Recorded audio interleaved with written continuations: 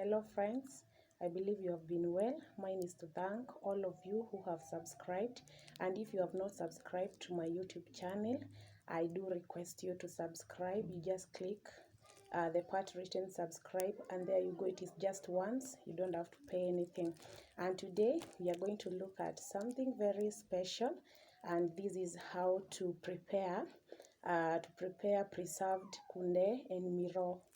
Kunde and miroo, they are usually green, and therefore they cannot stay for long because we now classify them under perishable goods. But there is a way you can store the kunde and the miroo and other kienyeji mbogas, and after some times you can use them. Today I have some that I have kept for some time now, and I want to prepare them. Here we have, this is what we call preserved kunde, and you can see they are dry. So what happens is this: you just take them from the shamba while still dry.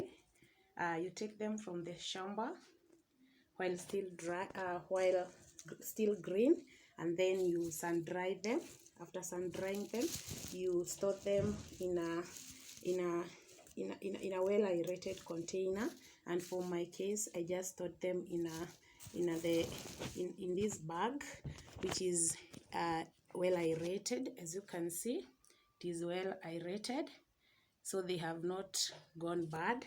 Because if you place them in a container that is not well aerated, they will ferment, so they require air to continue living. This is the best way you can store these mbogas and they still remain fresh.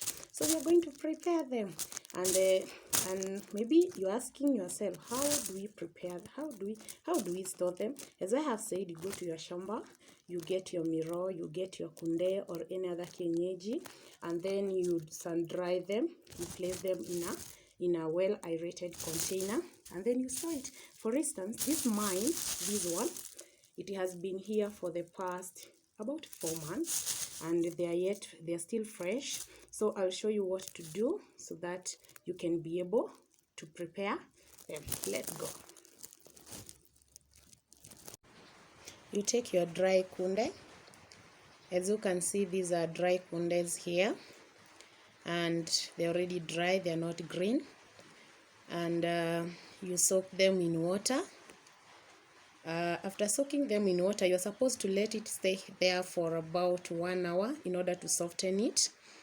And then after soaking, you boil water, small amount of water, and then you place them in the sufuria in the boiling water.